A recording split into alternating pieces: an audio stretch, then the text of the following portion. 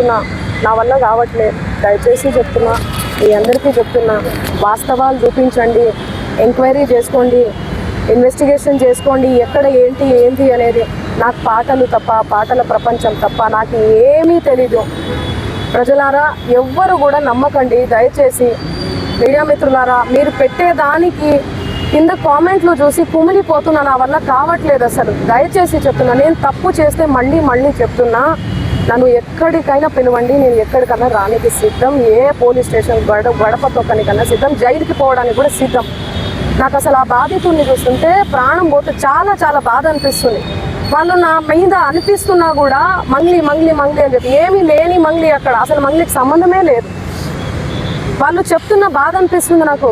ఎందుకంటే ఆ పేదరికం నుంచి నేను వచ్చాను, నాకు తెలుసు అది ఆ పెయిన్ ఎట్లుంటుంది అనేది. వాళ్ళ దగ్గర నుంచి వాళ్ళని ఏమనాలి అసలు నాకు అర్థం కావట్లేదు నోటితో. ఆ మధు నాయకు, ఆ హేమకాంత్ రెడ్డి, ఈ సుబ్బారావు, ఏంది అసలు ఈ గేమ్ అంతా ఏందో నాకు అసలు ఏమీ కూడా అర్థం కావట్లేదు. గత 30 రోజుల నుంచి నా ప్రోగ్రామ్స్, నాకు అన్నీ కూడా రికార్డింగ్స్ అన్నీ కూడా వదులుకోవడం జరుగుతుంది. నాకు అసలు దయచేసి చెప్తున్నా, చేతులు జోడించి చెప్తున్నా, నా తప్పు ఉంటే నన్ను ఏ శిక్ష విధించినా కూడా నేను పడడానికి నేను రెడీ. కానీ దయచేసి నా మీద ఏమైనా కోపం ఉంటే దయచేసి చెప్తున్నా, మీరు చూపించే దాన్ని బట్టి ప్రజలందరూ కూడా మిస్లీడ్ అవుతుంది. ప్రజలందరూ ఏమనుకుంటారు, అరే ఏంది అసలు ఏంది మంగ్లీ అని చెప్పి అనుకోరా, నమ్మరా వాళ్ళు? డౌట్ వస్తుంది కదా. ఎంత ప్రేమించే నన్ను, ఎంత ప్రేమించే నా పాటలను హేట్ చేస్తున్నారు. అది దేనివల్ల? మీడియా వల్లనే కదా. మన media, social media, main stream media వల్లనే కదా. దయచేసి చెప్తున్నా, నేను రిక్వెస్ట్ చేస్తున్నా మీ అందరికీ. నేను అసలు ఈ ఒక్క మాట కూడా అనట్లేదు. మీడియా లేకపోతే అసలు నేను సోషల్ మీడియా లేకపోతే నేను మళ్ళీ చెప్తున్నా, నేను లేను. ఏదన్నా తెలిసి తెలియక తప్పు మాట్లాడితే నన్ను క్షమించండి. మీరు లేకపోతే నేను లేను. నా అన్నదమ్ములు లాంటి వాళ్ళు మీరందరూ కూడా ఓకే. ప్లీజ్ నా ఫోటో దయచేసి వాడకండి. దీనికి నాకు సంబంధం లేదు. ఎందుకు నా ఫోటో వాడుతున్నారు? ఇక్కడ మెయిన్ ఎవరు? మధు నాయక్, హేమకాంత్ రెడ్డి, ఈ సుబ్బారావు అనే వ్యక్తి, అడ్వకేటు, వీళ్ళు. ఆ మధు నాయక్, హేమకాంత్ రెడ్డి ఎవరి దగ్గర నుంచి కలెక్ట్ చేసిండు పైసలు? బాధితుల నుంచి. బాధితులకు నేను అండగా ఉంటా. ఏమైందో ఇది, బాధితులకు న్యాయం జరగాలని ఈ కేసు ఏమైనా ఇట్లా అవుతుందేమో ఏమో తెలియదు, భగవంతుడికి తెలుసు తేరుక. కానీ నేను వాళ్లకు తప్పకుండా అండగుంటా. వాళ్లకు న్యాయం జరగాలి. ఈ మధు నాయక్ని, హేమకాంత్ రెడ్డి గారిని, నా మీద బ్యాడ్గా దుష్ప్రచారం చేసిన అన్ని సోషల్ మీడియా ఛానల్స్ అన్నీ కూడా తిరిగి దుష్ప్రచారం చేసినటువంటి ఆ సుబ్బారావు గారికి కూడా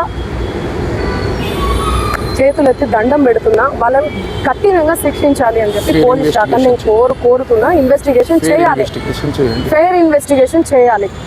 నేను ఇంతకంటే ఏమి చెప్పదలుచుకోలేదు. నిజానిజాలు ఆల్రెడీ మీకు తెలిసింది.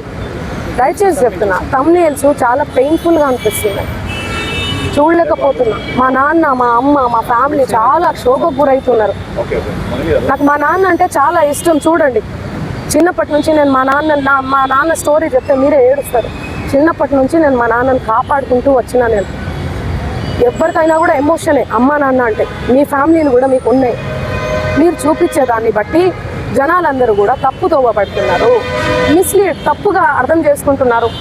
నన్ను తిడితే మీకు ఇష్టమా? మీ ఇంటి ఆడబిడ్డ లెక్క కదా నేను. చెప్పండి, మీరు పెట్టేదాన్ని బట్టే కదా వాడు తిడుతూ ఉంటారు. వాళ్ళ కింద అసలు వాళ్ళకి ఏం తెలుసు? ఏం మాట్లాడినా కూడా అసలు గాడిద మీద కూర్చొని పోతే అసలు గాడిద మీద కూర్చొని పోతుంది అంటారు. కింద నుంచి పోతే అసలు ఎందుకు ఎడ్డమంటే తెడ్డమంటే ఎడ్డాం. దయచేసి చెప్తున్నా, నేను రిక్వెస్ట్ చేస్తున్నా, ప్లీజ్. ఎమోషన్ అయిపోతున్నా చాలా. నేను తప్పకుండా బాధితుల తరఫున ఉంటా, నిలబడి ఉంటా. 100% బాధితులకు న్యాయం జరగాలి, వీళ్ళని కఠినంగా శిక్షించాలి, అంతే.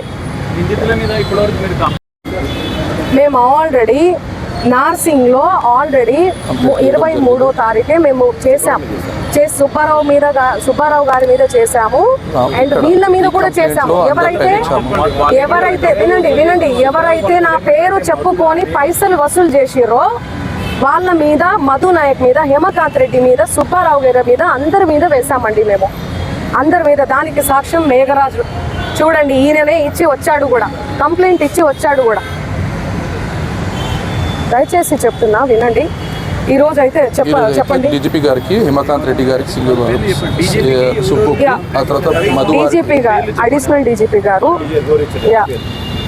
రమావత్ మధు, చేయండి చూడండి, రమావత్ మధు అండ్ సుబ్బు సిగపోగు అండ్ హేమకాంత్ రెడ్డి ముగ్గురు ఫెయిర్ ఇన్వెస్టిగేషన్ కోసం నిజానిజాలు తేలాలే.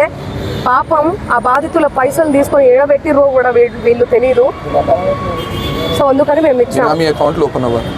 బినామీ అకౌంట్లు ఓపెన్ అవ్వాలి. థ్యాంక్ యూ సో మచ్ అందరికీ, థ్యాంక్ యూ సో మచ్. నేను మళ్ళీ నా పాటతో వస్తాను, ఓకేనా? Thank you. Investigation officer investigation చేస్తారు.